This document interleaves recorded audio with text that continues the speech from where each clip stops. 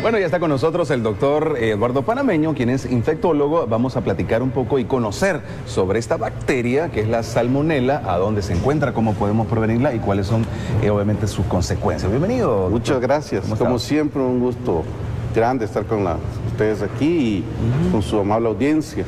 Es una pequeña corrección, mi nombre es Jorge. Ah, Jorge, perfecto. Okay. Pero aquí lo conocemos, en confianza, doctor. Eduardo, ¿Sabe lo que pasa? Que aquí Doc, todo cambia. Bueno. es por eso. ¿Se da cuenta la velocidad de los cambios? Porque nos aproximamos a épocas de cambio, eso es lo que sucede. No, por eso mismo, de lo que estábamos hablando antes. Sí. Aquí se cambian las cosas. Doc, fíjese que ayer nos poníamos a plantear que muchos agarramos y platicamos de la salmonela y no tenemos la más mínima idea de lo que viene siendo la bendita salmonela, más que lo que dice la Wikipedia, que obviamente no es cierto. Entonces necesitamos tener siempre opiniones doctas al respecto para tener el chance de ilustrarnos al respecto. Sí, salmonela es el nombre de una bacteria que por su localización frecuente en el tracto digestivo de seres humanos y algunos animales se conoce como ser parte de las enterobacterias.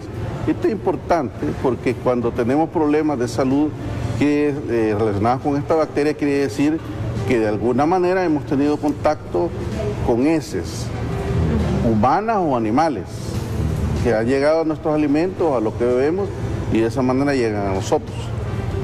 Entonces la salmonela va a producir una enfermedad que tiene diversos matices y que va a también estar relacionado con cualquiera de los tipos de estas, que son cerca de 2.500 tipos de estas, salmonela, dentro de las cuales probablemente la más peligrosa y la más conocida es la productora de la enfermedad que se conoce como fiebre tifoidea, y otro amplio grupo de estas bacterias que van a producir la llamada salmonelosis, que son situaciones un poco menos graves que la fiebre tifoidea y cuya principal característica va a ser diarrea, vómitos y mucho malestar, ¿verdad? Y en los últimos tiempos hemos tenido algunas situaciones de salmonelosis asociadas a contacto con cierto tipo de mascotas, principalmente los reptiles. Aquí tenemos tortugas, iguanas, algunos tipos diferentes de otros reptiles, ¿verdad? Incluyendo serpientes, porque ¿a quién le gusta tener serpientes como?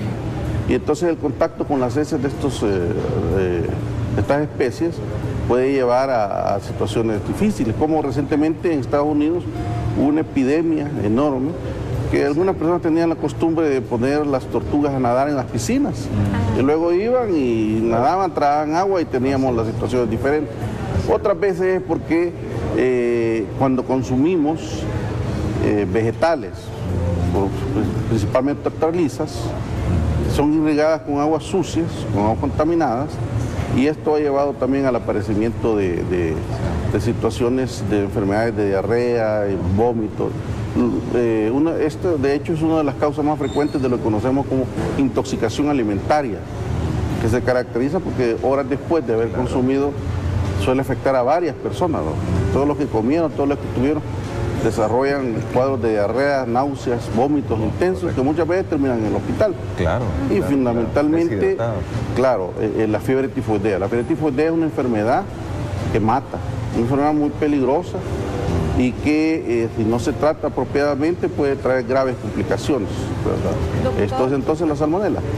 Doctor, porque generalmente tenemos la percepción de que al comer pollo te puede dar salmonela. No sé si le han dicho eso los pacientes, pero pensamos en el pollo, las carnes, y bien lo decía usted, las verduras también, pero todos los lácteos también pueden ser origen de salmonela. Entiendo, la leche, incluso el huevo, estaba leyendo que le puede causar salmonela si no estamos seguros que proviene, digamos, de una granja que cumpla todos los requisitos de sanidad.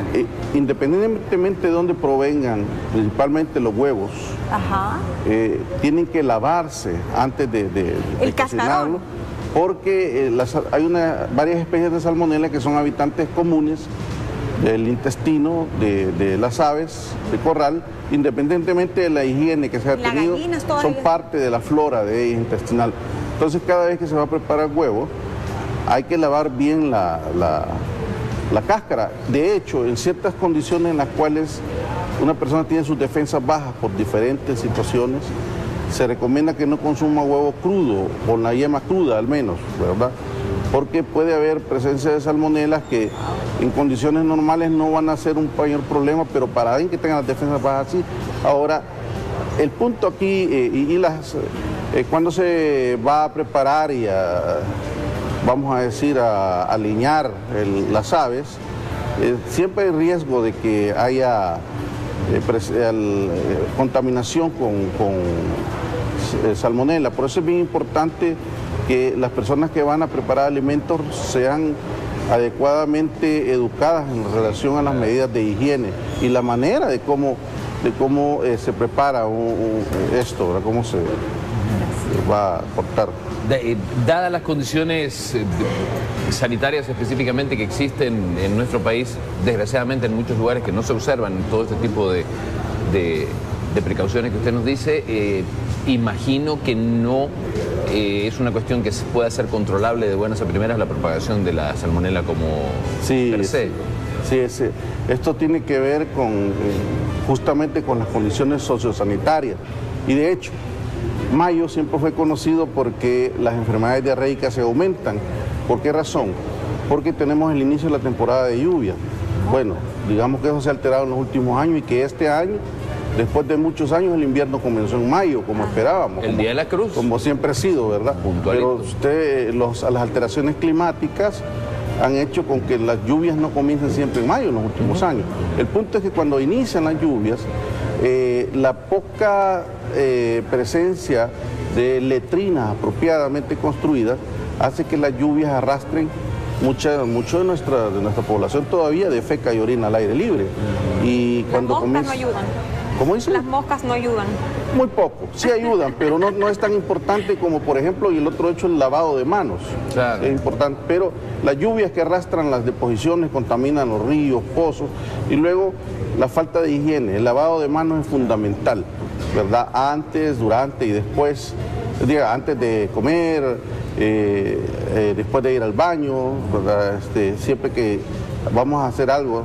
Por ejemplo, los médicos, es una norma que se promueve, que tenemos que lavarnos las manos antes de tocar a cada paciente. Claro. En cualquier circunstancia de tocar a un paciente, porque yo puedo llevar en mis manos entonces, mucho más las personas que van a tocar alimentos. Famosa la historia de la Mary Tifoidea, María Tifoidea, que es una trabajadora en Estados Unidos a inicios del siglo pasado, que causó muchos brotes de fiebre tifoidea con muchas muertes, porque no se lavaban las manos. Uy. Increíble. Doctor, rápidamente, ¿cómo se combate la salmonela? ¿Cuál es el procedimiento médico usual? La salmonela va a depender de la situación. Habitualmente se utilizan antibióticos, pero no siempre. Hay antibióticos para esto, pero muchas veces, cuando solo hay diarrea y vómitos, se manejan esos problemas sin dar antibióticos. Dicen que con la hidratación también muchas veces es cuestión de un par de días, pero si pasa el torrente sanguíneo puede causar la muerte. Sí, el punto es el número de evacuaciones. Mire, si alguien ya lleva 8 o 10 evacuaciones, hay que consultar inmediatamente, ¿verdad? Sí, porque es un proceso ya de deshidratación grave. Queremos agradecerle al doctor Jorge Panameño, que es infectólogo y nos ha acompañado muchas veces aquí en nuestra casa, el hecho de explicarnos un poquito más acerca de la salmonela y sobre todo tener en cuenta las condiciones que usted bien definió sociosanitarias al respecto de la preparación de alimentos, que es muy pero muy importante, y el entorno en el cual se haga.